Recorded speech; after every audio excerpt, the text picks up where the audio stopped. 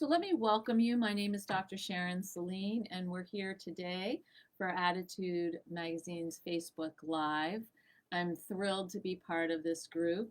I love meeting with all of you. And July is a little bit of a sparse month because of travel and travel on the Attitude side. So we'll meet today, and then we'll be back the first Friday of August. Thanks, Michelle.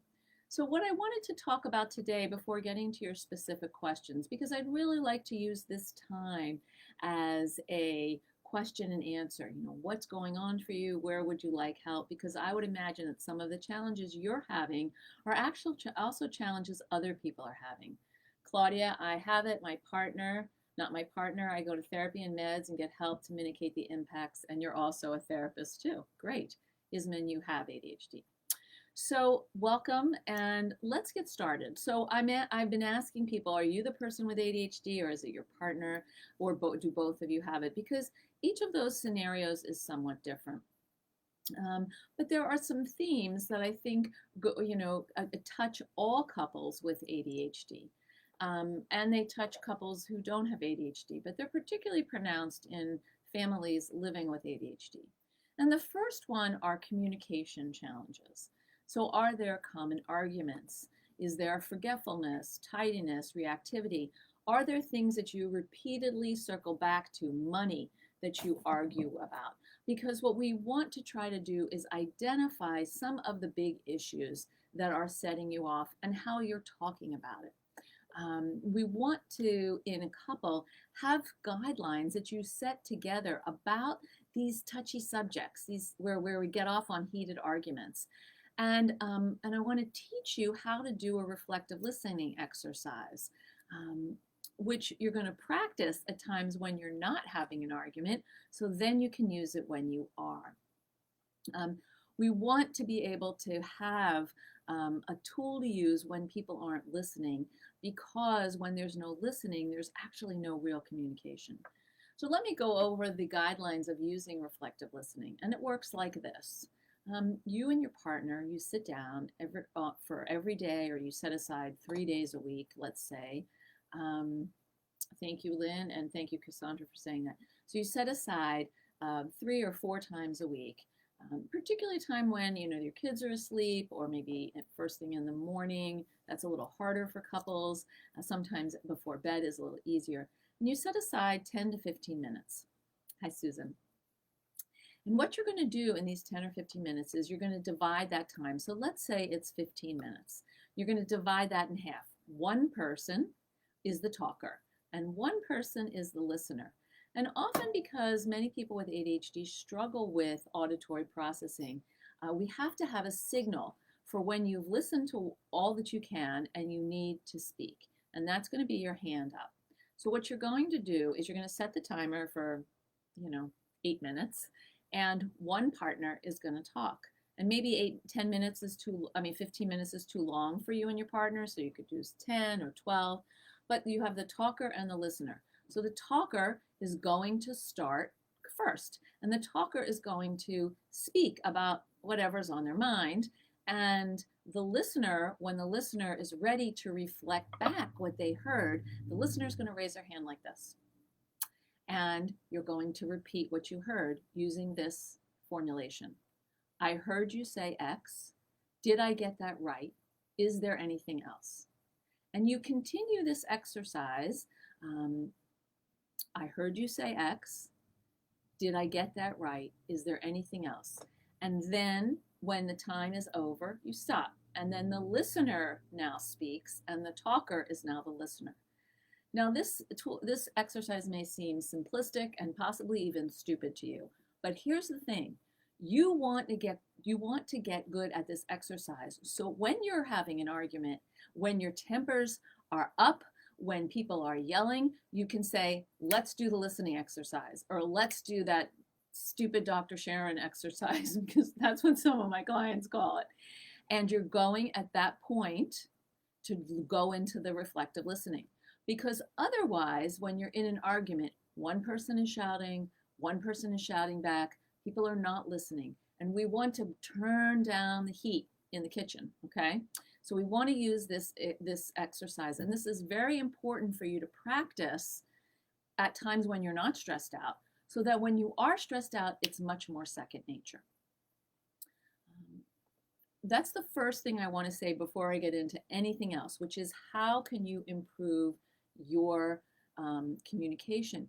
And this is very helpful for partners who have ADHD, who may have slower processing speed. Cassandra says, I have to remind my husband that I have slower processing speed when I hear what people are saying. I noticed that a long time ago that I've developed the coping mechanism of saying what, just to buy myself some extra processing time. Most of the time I'm answering the question before the other person has repeated the question. So it's great to know that you need more time so you actually can use this exercise to slow things down. So this exercise is helpful for working memory challenges, for emotional control, impulse control, and slower processing speed. Now, if you are a partner who does not have ADHD, you may be experiencing a lot of frustration. Your partner may say things and not follow through. Your partner may be moody or difficult, have highs and lows that are difficult to keep up with, may actually be not particularly tidy. We would say messy or disorganized, and you feel like you're holding the bag. And so what I want you to try to do in your relationship, instead of focusing on what's not working, because when you focus on what's not working, you get into character assassination.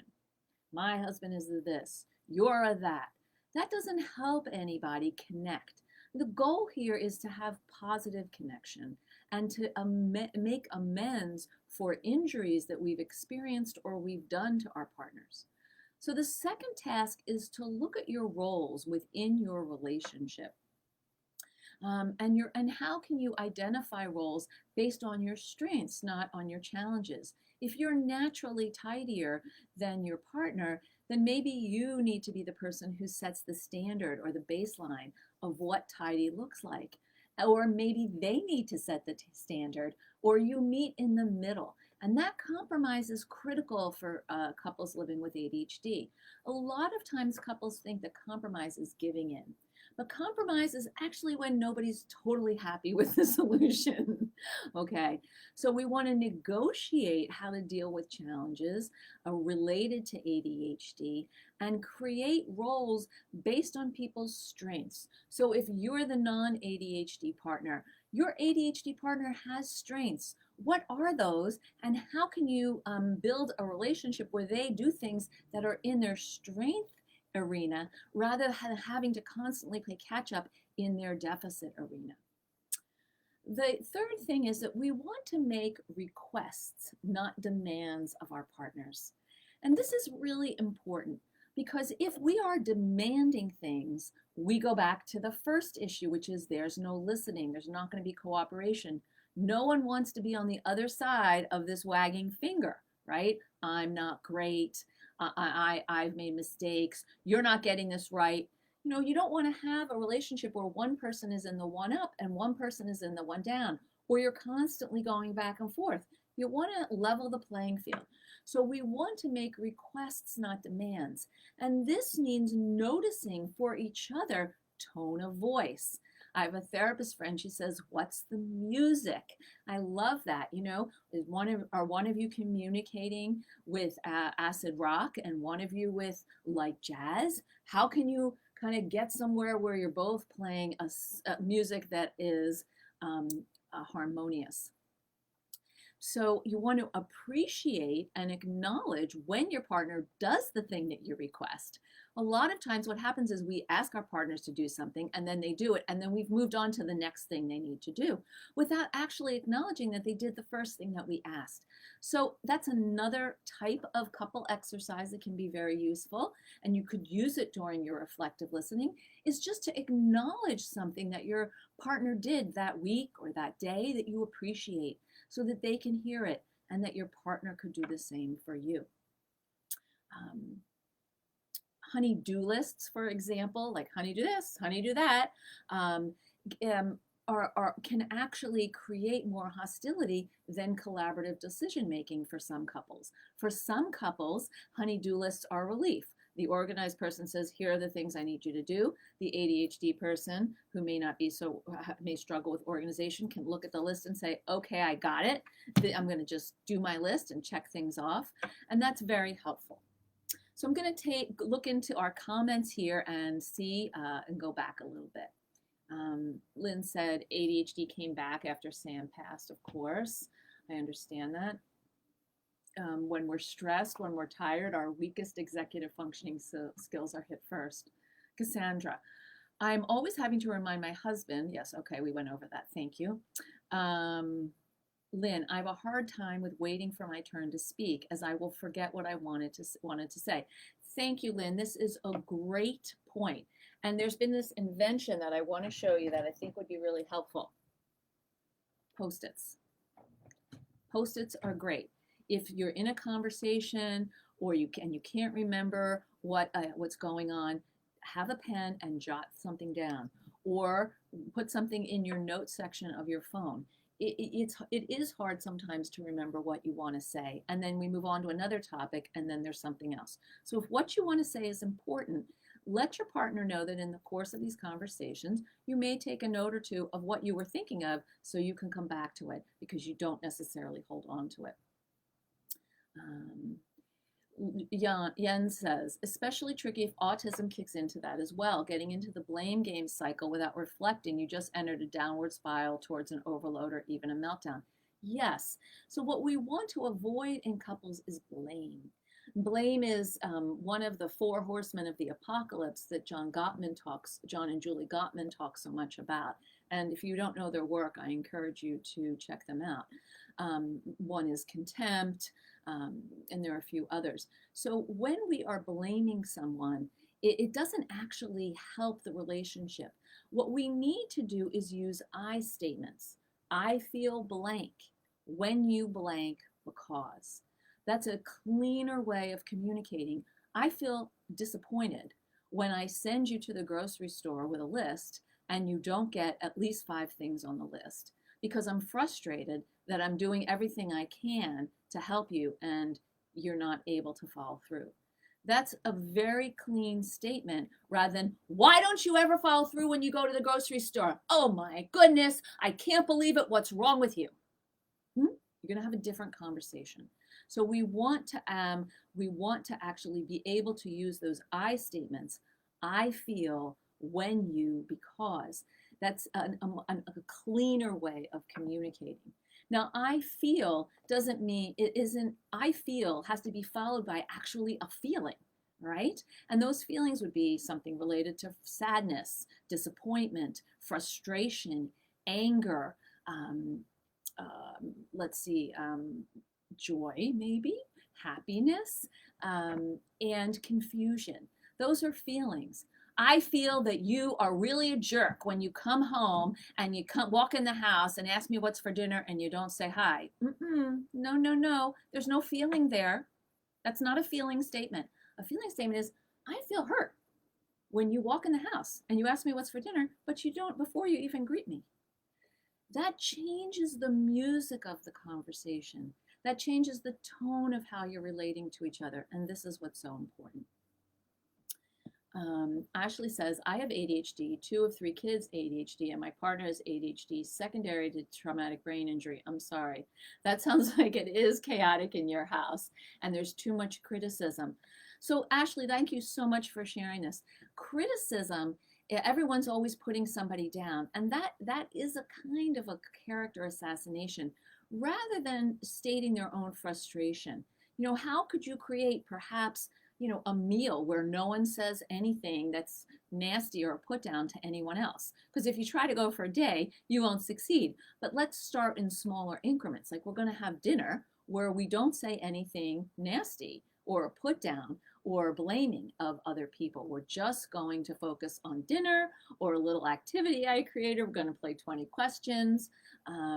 And as the parents, your dad or your mom and I, or your, if it's who's ever the parenting team, we will take care of any kind of corrections just for this dinner. We've got it. Lynn says, on Black Friday with Amazon, I had my daughter help me purchase a Roomba so that the vacuum would happen and the house looks respectable. Partner was livid about this as it was pricey, so I hide money periodically and I gave him the amount of the Roomba, but he was so angry. The house looks 100% better, but won't acknowledge this was a great way of spending money. So money is a very common topic of conflict for couples. How to spend, when to spend, how much to spend. And usually money is often not about money, unless it is. And what do I mean by that? So money isn't about money when actually you live comfortably, and it can be about control, it can be about frustration, it can be about resentment. When you actually live much more hand to mouth, money is about money because you don't have your basic needs taken care of. And that's a separate situation when you have to work together as a team. And you actually have to work together as a team in the first situation as well, because you have pooled resources. And so, if you're thinking about spending money, like, do you have an agreement with your partner about what is a baseline amount of money that I can spend on my own without having to get your approval? And what's a baseline that you can spend on your own without your having to get my approval? And anything above that baseline, and I'll just use $100 for the sake of easy math, anything above $100 we talk about. And I can lay out why I think this is important, and you can lay out why you think it's excessive. But ultimately, how are we going to compromise? And that's the challenge, because with money, it always feels like I'm giving in or you're giving in. And what we want to do is be able to compromise. This time you can get, Lynn, I'm going to use your example. This time you can get that expensive Zuma. But next time when I'm going shopping for a fishing rod, I want to spend a little extra that, kind of to equal out the Zumba thing. So you want to give and take in the money department. Dominic says, Ornette Coleman, chaos becomes harmony. Sorry, I couldn't resist. Thank you, Dominique. KS, my issue is the inequity in the responsibilities of running the household. Yes, this is often a huge issue for couples living with ADHD. By me having to request respectfully does not address the change of who is in charge of the list. Why must I be the person who has to be responsible becomes a parent-child relationship? I think that's really important. And one thing that could help reduce the parent-child dynamic is if you make a time on a Sunday or whenever a time you get together before the week starts to create the list together and then divide who's doing what. You may be better at coming up with what has to be on the list, but if you're sitting together to doing it, you may not feel as resentful. Some people are the engine of the family in certain things. In my family, I was the engine for all the medical stuff. I was the engine for a lot of social gatherings. My husband, he was the engine, and this is totally embarrassingly, gender divided, but he was much more the engine around upkeep of the house, in terms of like changing the filters on the air conditioner, or calling the plumber when there's a problem, or fixing a sink. I'm not good at those things. So we really had to kind of wrestle it out that he's good at that and I'm not. And let's not resent each other because I'm taking care of this thing and you're taking care of that thing. Lynn says, it is a relief, the honey-do list, as I get tired of repeating and reminding and sounding like a nag. Fantastic. That's great. Is ADHD in correlation with being stimulated? Yes, people with ADHD often need high stimulation, which can be also a challenge in a relationship because one person may need more stimulation than the other person. So I just want to finish going through a little bit of my list here about the different steps and things that are important for partners living with ADHD. So the fourth thing is that people can really only change one thing at a time. My husband says to me, I would like you to interrupt me less, stop leaving your briefcase on the kitchen counter, and clean up as you cook so there's not such a big mess afterwards. And I looked at him and I said, honey, one thing. You get one thing that I can work on at one time. And he said, fine, interrupting. And I was like, really? That's the hardest thing. So, but that's what he wanted. And so that was what I worked on, which means you don't get to complain if I cook a big meal and I use 3 or 4 different pots and I don't clean them all up before we actually eat the meal. That seems pretty fair to me. And so, so one thing at a time. And so then, if I'm about to interrupt and I go, and I don't interrupt, he may or may not notice. But when we do our weekly reflection, I'll say, I think I've been doing a better job of not interrupting. And it would be really helpful to me if you would give me some affirmation about that. And so then he had to say, so what I heard you say is that you think you're doing a good job with not interrupting, and it would be helpful if you heard me, if I offered some confirmation that you're doing that. And I said, yes, you got it right. And then on his turn, he said, you're doing a better job of not interrupting me so much. And I was like, thank you. Okay. The fifth thing is the benefit of the doubt. So a lot of times in couples, we think people are doing things on purpose, which they might be doing. But there are times where people are doing things or forgetting things or not doing things that aren't necessarily on purpose. You like to have dinner with the kids at 6:30 and your wife walks in the door at 6:45. Is that because she didn't care about being there at 6:30, or did something happen? So before we get mad, why are you here so late? We want to say, hey, I noticed you're running a little late. What happened? Now, if that happens every day or 3 or 4 times a week, that's a different story. But we want to try to come into disappointments or unforeseen events with the benefit of the doubt. And so this is important to determine whether something's purposeful or not. And so to help us understand, and to remember these things, we want to opt for tools to sort of assist with those weaker executive functioning skills. Did you purposefully forget to get my iced coffee when I specifically asked you to get me one? Or was it not on the list? So talk about this with your partner using tools such as writing things down, alerts, alarms, text messages, a bulletin board in the kitchen, Google family calendars that you use on iCal or Google Post-its. Use these, and you both use them, not just one person. And I'm going to save the last one after I get a couple more comments, because there's a lot of comments. KS says, the person taking responsibility is the person who is the more organized, and that isn't fair. So we'd have to shift into a model where both partners are taking responsibility. And this is hard for a lot of people with ADHD because of the shame spiral, right? You go into a shame spiral and it's hard to actually say, you know what? I did that. I wish I hadn't, but I did.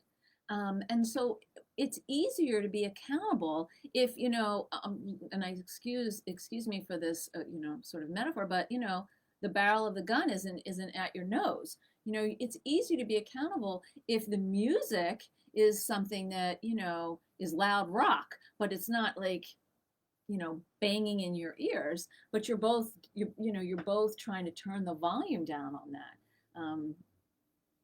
It wasn't a great music example, so let's say the music would be easier if it's like both classical, but most couples I know don't live in that realm. So when they're living with ADHD, it's different kinds of rock and roll. So we want to have the responsibility shared. Cassandra says, I have this problem. I always assume to know what he's going to say, and then I interrupt him to respond. And also, I want to say what is on my mind before I forget what I want to say. I get that, Cassandra, and I think that comes for me from, I listen to people talk a lot, and sometimes, my husband is going to say the same, I think he's headed down the same road of saying the same thing that I've already heard like 20 million times, so I interrupt. But when I'm interrupting, what I'm saying is, what you have to say is not as important as what I have to say. And that's not a message I want to communicate. They say, wait your turn, but you feel like it's never your turn. So this is an interesting thing, Jamie, because what you want to sort of help your partner understand is like, I have limited attention for conversation and remembering what you're saying and what I'm saying. And how long do you think that is? Ask yourself, like, how long can I do that? Is it 2 minutes? Is it 5 minutes? And if what I think you need to do is maybe just put your hand up and say, hey, I just want to recap what we're talking about, and I want to say something, but I don't want to interrupt. Okay? Do these communication strategies really change the bottom line of who is bearing the invisible load? Well, this is a good question, KS. The question about who is bearing the invisible load is something that actually has to be made visible. There are things that we do in relationships. We each have our areas of what we carry and what we don't carry. And if you feel like you're carrying way more than is your load, then that means that as a couple, you might need some help. Whether you take an ADHD couples course or you go to see a counselor, you have to figure out how to divide the responsibilities and how to help your partner, basically follow through on what their share of the responsibilities are. Because you're right, it's not fair for you to walk around carrying the load. And you may have different standards than your partner. So where are the areas where your partner's standards can be what they are and where yours will be what they are? We'll sort of rule those areas. Lots of questions, thank you. This always happens with me also, finishing sentences or answering questions that haven't been given. Jens, normally over here it ends up with split weights, and now after 18 years of practice, we managed to spread, you do easier with this, you pick it, and got even loads. Fantastic, Jens, that's great. We do live comfortable. Zooey, I had the same issue. I had no idea how much work it took to run a household. A book that really helped us work on this is Fair Play. Thank you. We did talk about the Roomba that he thought was a waste. We do have the agreement about $100. Great. He thought that I should be able to vacuum with what we have, but it wasn't getting done. Right. So people have different ideas and different judgments about what should and shouldn't be. And I think that gets into part of the problem in a relationship. We should each other all the time. And when you're shoulding someone, they're not going to actually want to work with you. And that's what a partnership is about, working with the other person instead of against and pushing up against. Jenny, I've got the ADHD as well as the kids. My partner doesn't, but he doesn't seem neurotypical either. I wonder lately if he might be on the spectrum. That's a good question. Sharon, any suggestions for addressing phone addiction? My husband is on his phone from the time he gets up until late into the night. I understand it's a serotonin boost, but it's affecting communication and sleeping patterns for both of us. Well, Sharon, I guess my question is, does your husband acknowledge that this is the case? And if not, then it might be worth going to talk to someone about how you actually miss your husband. Really, you want to connect with your husband and have your husband connect with you, that's more of the primary source of connection and communication than the relationship with the phone. And sometimes there's an addictive quality with phones. We're used to having them, and there is a serotonin boost. But really, we want to be able to have times as a couple where we put our phones down. How can you do that? And if he can't, then I would encourage you to get some assistance as a couple. And if you're going to do that, go to the therapy, and without the label of you need help because you have a phone addiction, but that, hey, I'd like to connect with you more and we're having some trouble with communication and I'd like to just tweak it a bit. Roomba is for the family versus the fishing rod is personal. No, doesn't sound too fair. Well, yes and no, but I think in Lynn's situation, Lynn is the one who's doing the vacuuming, so the Roomba is actually to assist her. But, maybe there's something else like a television that is for the family as well. Sorry about that example. Angela, yes, you are learning even if you don't think so. Gary, I can see why that would be. Lee, I feel like as the non-ADHD partner, I keep giving patience, forgiveness, and brain space, whereas my partner just keeps taking. Repeatedly, I've been hanging on to hope, but I feel like it's in vain. I am so sorry to hear that, and that must be so frustrating. And I think for a lot of ADHD couples, actually, counseling can be very useful to have a space where once a week you're working on something, or you do an ADHD couples class online. So where you have a space to work on your issues, you have some exercises, and your partner is with a neutral extra person to get some feedback about themselves. Nonetheless, I can see why you feel discouraged, particularly if your partner is not stepping up and owning their behavior and wanting to change. Holly, my ADHD partner misses everything around him and spends so much time on cell phone games. Oh, like our other friend up there. His phone is always in his hand, to the point that I have to be concerned about whether he's keeping an eye on young children. Right, and so I guess the question is, when partners are addicted or overly attached to their phones, what's going on around that? What are they afraid that they're missing? And how can we help redirect their attention to a lower, dopamine activity? Because the cell phone, actually, it's serotonin, but it's actually dopamine. Each of those pings is sending a message. Oh, a message of pleasure or of interest. It grabs us.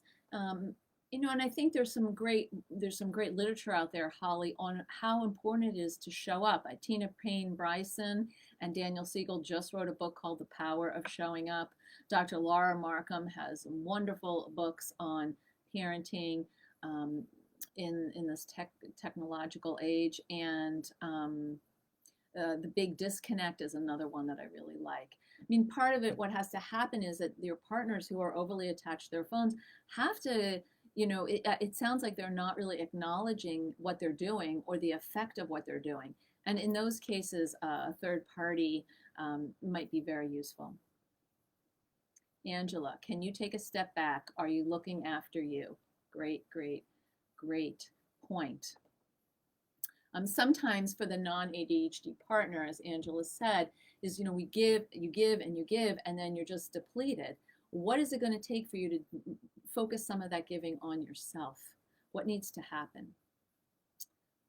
Cassandra, I discovered this amazing home planner that has helped me keep me on track with housekeeping. I'm not perfect at checking off all the boxes, but I made a goal to check 3 boxes consistently every day for 3 months, and then add another one. If I'm able to check more boxes, it's a bonus. That's the first planner I use, and I'm thankful. My kitchen has been clean for more than 2 months, and that's never happened. Hey, high five to you, Cassandra. That is fantastic. I love it. Passionate penny pincher. All right, fantastic. Jenny, I think the biggest problem between us is that my RSD acts up, and I feel like he's rejecting me or doesn't love me anymore, and he apparently is not capable of expressing affection with words very much. I've got ADHD. I think he might be on the spectrum. I'm trying not to freak out. What do you recommend? So I'm a sensitive person as well. And, I think some of us who've grown up with sensitivity, whether it's because of the environment in which you grew up or how you're wired or both, we take things personally. And, I have to say there's this, wonderful book about the 5 love languages. And, it has its pros and cons, but I love the idea that there are channels in which you want to give and receive love, and there are channels in which your partner wants to give and receive love, and they may not be the same channels, in which case you feel like you're living with a perpetual disconnect. So how can you identify the channel? I feel loved when I feel love, and for each of you to answer that question. And I don't feel loved when, because what happens in couples often is we give love to our partners on the channel we most want to receive it, right? So maybe you want to receive, physical touch, and maybe your partner wants to hear words of affirmation, and so you're not really meeting. So that's a great set of exercises to do to figure out what your love language is and how you can meet each other more effectively. You're welcome. Thanks, Zoe. Lee, I do, but I'm always tired of having to look after my shoulder. So Lee, I would really encourage you to find a good couples counselor to work on some of this, because you have young children and I assume you love your partner, but over time you get really worn down, and then that love may be kind of become a little contaminated. So yes, you don't want to look over your shoulder.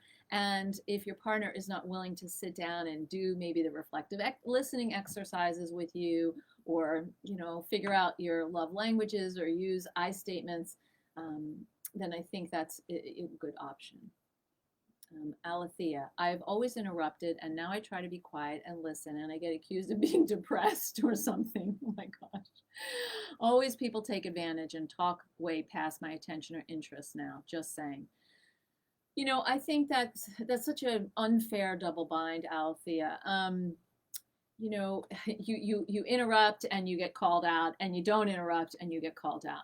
So, I guess the question is, how can you be true to yourself? Like, what is the happy zone for you of interrupting when you have something to say and listening? Because somewhere in the middle is like Goldilocks, the right kind of porridge.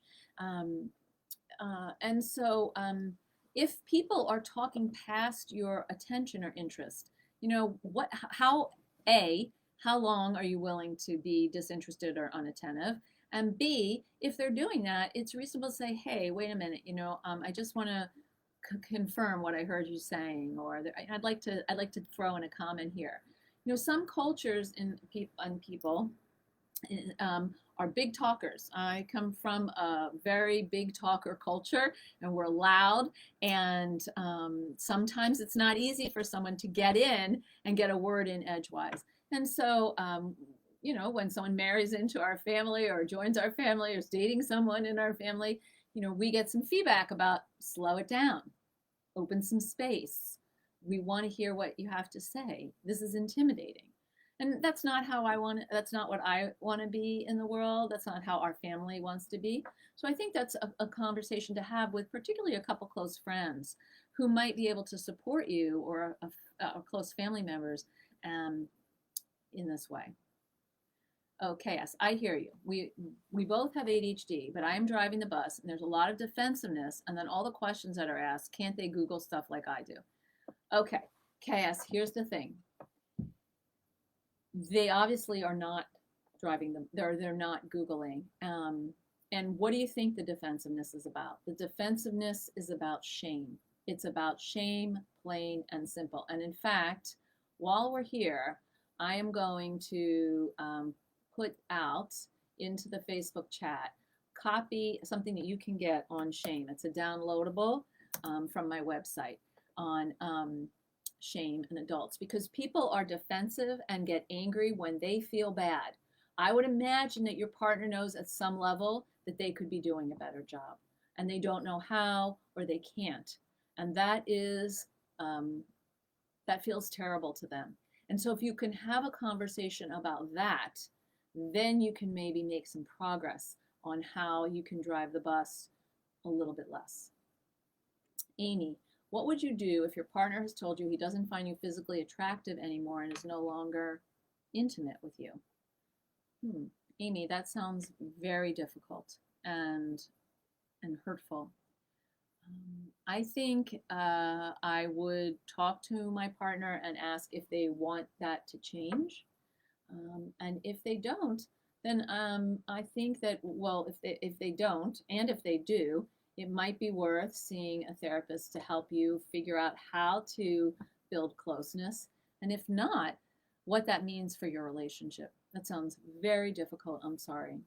Sharon, I agree. I've been going to therapy for myself. He doesn't believe in therapy. I'm working on that. Okay. Hey, Harlan. The bottom line for me and my husband with different levels of ADHD is to stop looking for fairness. So beautiful. It's never going to be fair. We position ourselves as helpful as we can be and let the fairness be a non-issue. This is fantastic. And it's hard to do, and kudos to you and your husband for being able to move beyond what's fair to what's helpful. And I think that's really important. And that kind of goes to the benefit of the doubt. You know, I don't know if if partners are thinking they are being unfair or they want to be unfair on purpose, but rather they may not just be able to be as helpful. And how can we help them be more helpful? That's fantastic, Harlan. Thank you so much. Do you have any recommendations for an online couples class? Yes. Melissa Orlov offers online couples courses for couples living with ADHD, and she's fantastic. KS, for the person who has less ADHD, is there an incentive for them to change because they do less work and have less responsibility? How many people would willingly take on more work? Well, I think people would willingly take on more work if they knew their marriage was suffering. You know, if they knew that their partner's unhappy, because I would imagine they're unhappy with your unhappiness, because your unhappiness is out and about. Everyone sees it. Their partner knows about it. And so, if you want to have a more copacetic relationship, then you have to actually want to change on both sides. You may have to take a step back from your standards, and your partner may have to take a step up in terms of effort. Zooey, my wife thinks that since I'm the ADHD partner, it's all on me to fix myself, and there's nothing to do on the couple therapy level. We've worked with therapists, and they all recommended couples therapy, but she's unwilling to participate. Well, that sounds very difficult, because that is a fundamental flaw in the view of a relationship, that it's the ADHD partner who's the problem and the other partner has no problems. Because actually, when you live with ADHD, when you have ADHD and you live in a family, your family has ADHD. And it's not so much that the problem is the ADHD partner, it's the dynamic between the ADHD partner and the non-ADHD partner. And it's the dynamic that needs work, because just as you may need to change some things about yourself, your partner will need to change some things about themselves. And the unwillingness to work on bettering the marriage actually creates the four horsemen of the apocalypse, because there's blame, there's contempt, there's resentment. That is not going to foster closeness. So, the question that I would ask is, would you like us to be happier as a couple? Because it takes two people to make that happen, not one. Yen says, please do not forget that roughly a quarter of the ADHD people are autistic, and some of them use mobiles and tablets to help with self-regulation with the personal stimulus level. Yes, Jens, I'm aware of that. But if you're, there have to be limits around using mobiles and tablets. That has to be balanced. That's part of a balanced media diet. It's not the whole diet. And particularly in relationship with partners and children, you have to actually be present in doses that you can handle. Zooey, I've tried several medications. I'm using tools like lists and reminders not to forget things, but there are inevitable slip-ups. That's right. And that's where the benefit of the doubt comes in. You slip up. It's not on purpose. It has to be like, okay, oops, how can I regroup? I feel bad when that happens, but when I'm overwhelmed or tired, they happen more than like, yes, because when we're overwhelmed and are tired, our executive functioning skills are more stressed and weaker. Zooey, you're open to trying things, but my wife feels like she's done enough. Okay, well, your wife, you got to ask your wife, what's the skin in the game here in this relationship? Because it can't all be on you. You're in a relationship together. Jens, hey, nobody's perfect. Everyone, even people of the neuromajority, miss something now and then. Learn to forgive yourself. It will help a lot. I agree. So this goes to my sixth and final point, which is positive connection. How are you and your partner spending some time that's fun? Is there time to do something that you both enjoy? Do you have a hobby together? Do you like to hike or canoe or cook? Is there time for intimacy? Is that still a part of your relationship? When intimacy is absent, the connection happens often through anger. There's still intense emotion, but it's not in the loving realm, it's in the anger realm. And if this is problematic, then I think actually seeking help is really important.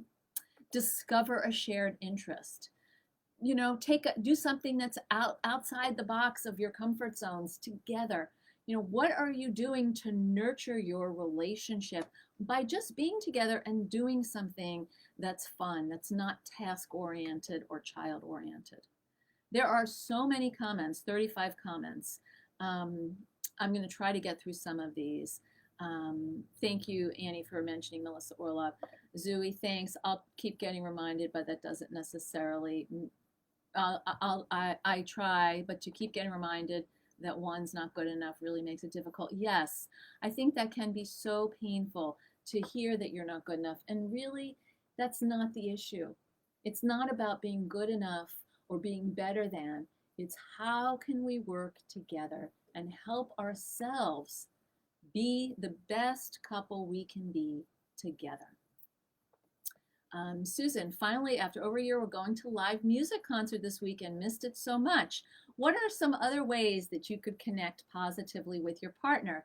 Throw out some ideas so we can share the creativity and inspiration for other people.